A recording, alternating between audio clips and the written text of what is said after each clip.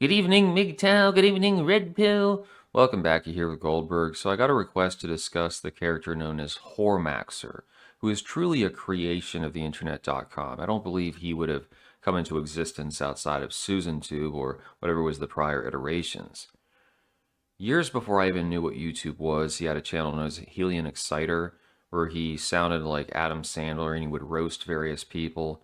But when I came across him, it was, I think, 2018 time frame, as hard-hitting health truth. So he's this skinny guy wearing oversized t-shirts going, men should be getting on the red pill vegan diet, taking zinc supplements and drinking green tea, playing video games and not talking to these sperm toilets, i.e. modern women. In this frame, he reminds me of Roberto Benigni, the famous Italian comedian and director. Now, perhaps his best segment was the following, and he was responding to Jordan Peterson getting on the carnivore diet. I would play the clip, but OBS is double teaming audio and it sounds horrible. You can check it out, however, if you're interested. At a certain point after his channel hit maybe 25, 30K subs, it got nuked, and any attempts to relaunch had the same fate. So he was on BitChute doing this John Doe thing, maybe some other short-term creations. He got on the TFM Toys Cope for a while, and it wasn't him. There was a quote from another person engaged in that. What was it? Yeah. I have a huge collection of doggy-style butts and pocket pussies, but I really want a real woman. I want to feel in touch a real woman again. Somebody, please help me. You know, you just come across so many strange cats on these spaces, and at times you have to scratch your head and where exactly am I? It's totally bizarre. Eventually, however, our friend here becomes a disciple of Lux Maximus, starts juicing, and ecco Hormaxer. You can see the transformation physically, and his present philosophy is don't be a dog, Maxwell Ryder. You gotta hit the gym and go to swing clubs or GMX.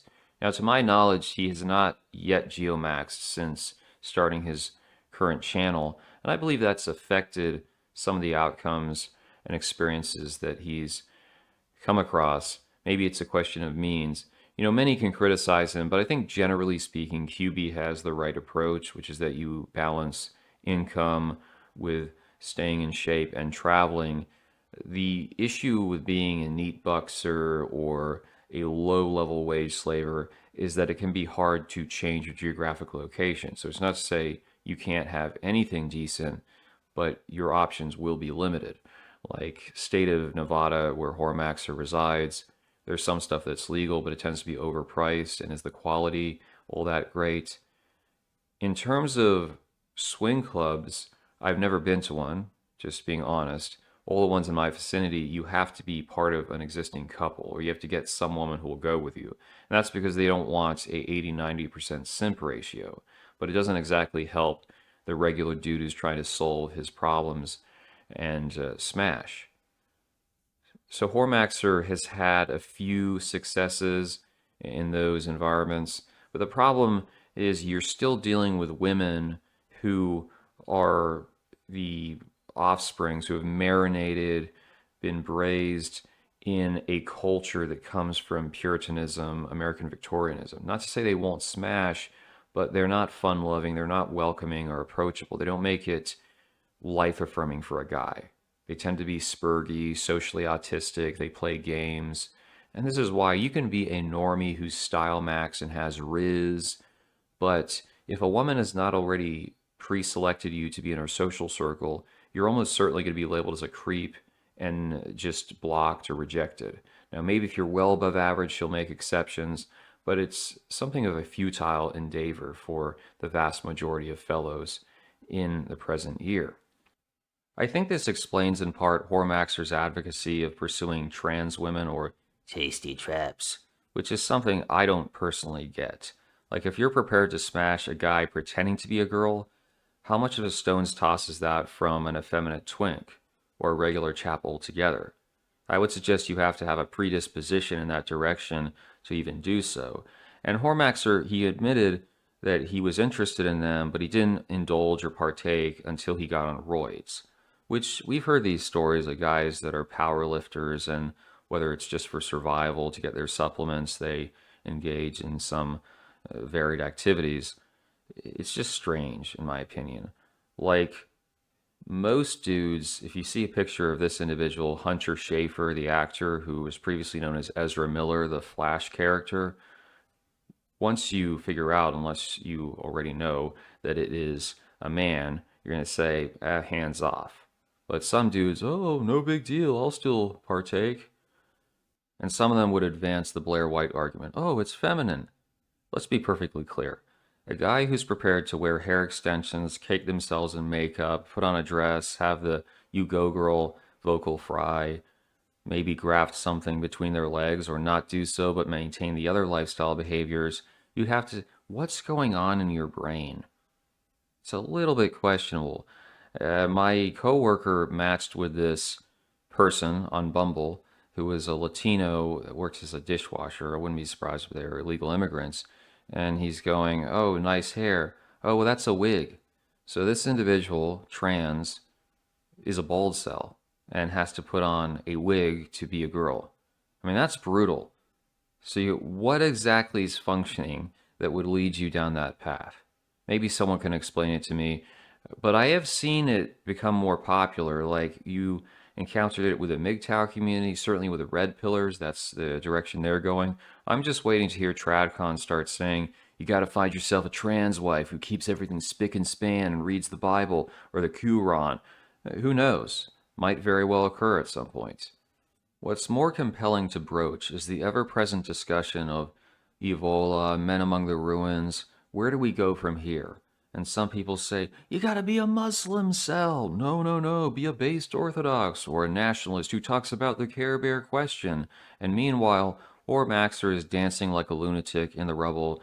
Howling madness, nothing's gonna change. Take what you can on the way down. It makes you stop for a second and think.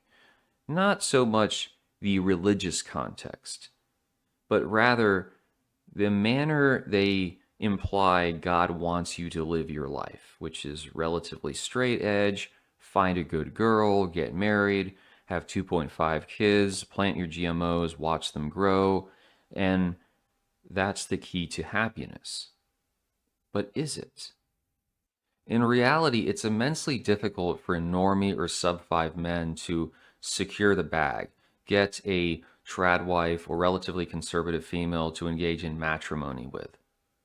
And it makes you question, why would God create 50% of the human race to be predisposed towards mental instability, narcissistic manipulation, insincerity? Most of the time, when you see a guy who's been divorced, he'll say, I married an actress, she flipped a switch, she's not the same person anymore. What makes men destined to engage in such suffering, I suppose I would say? It could be so much easier. You go to the gym, you read the Bible, the Quran, you find yourself a nice Becky or Pooja. She's in love with you till the end of time, raises your kids. But in fact, it's quite difficult. And this has been the case for some time. I was reading a book about ancient Alexandria, and there are stories, I want to say this is the Christian period, of men being beaten in the streets by their wives with sandals, guys complaining about getting cucked. Certainly under Islamic dominance, you know this has been the case. Men getting done in by Chadam or Pretty Boy Saeed. In many cases with Muslims, it's actually the Muslim woman getting cucked because her husband's going with Pretty Boy Saeed. That's a robust, very strong, firm tradition in the Muslim community going back for centuries. I actually know a kid, he's a Russian Orthodox type, was on track to marry this trad girl, and now she's going, I have to keep my options open. This is a girl steeped in religion, and the same principles apply. I overheard some tradcons on the interwebs having a conversation. They were patting this dude on the back who said, young men should celebrate the world in which they live, where it's hard to find a woman because it'll prevent them from engaging in sinful fornication. They should also practice nofap, as that will prepare them for the inevitable period in their marriage when the trad wife stops wanting to touch them. Okay. Are you for real? Now, I don't want to say intercourse is the most important thing in life. Like, you could watch a Ronin Man video and think he's a bit too sex obsessed, but we've gone from maintain frame and she'll always love you, she'll be constantly jumping on top of you, to, yeah, you're probably going to be in a sexless marriage, but that's what God wants. I mean, why?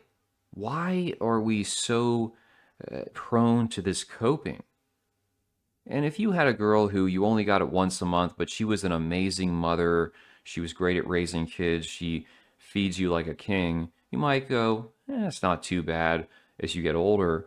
But if you're talking about a woman who's going to gain weight, manipulate you, run away, and cause you to question your emotional, financial investment, your life philosophy, make things rough on the kids, you have to really say, what the hell? That's why at times I think of that song. I know it's existential. They're going, there's no golden gate, no heaven waiting for you. Boy, you've got to leave this town, get out of here. The needle's running out. I truly feel men either have to find what makes them happy on an individual basis, or if you are sick of society, band together collectively to build a social model which benefits men first and foremost, not trying to satisfy or please women, because you're always going to be let down. We're always going to see these bad manifestations. And continuously appealing to the past doesn't exactly work that well. Prior to Christianity, as I've said before, countless dudes were not getting married. They were just going for brothels or what they could get. Even after that, it's often based upon your status. If we're talking about men on the frontier, many of them had to marry ethnic women because didn't have resources. That was the only option. Some turned prostitutes into trad wives. You have the war bride phenomenon as well. You can try to deny this stuff, but there is a lot of records to it. So it's okay to have a life philosophy, but I don't believe you should follow it essentially to where it becomes a suicide pact that causes you immense suffering and agony over something that you have to ask, is it truly worth it in the end?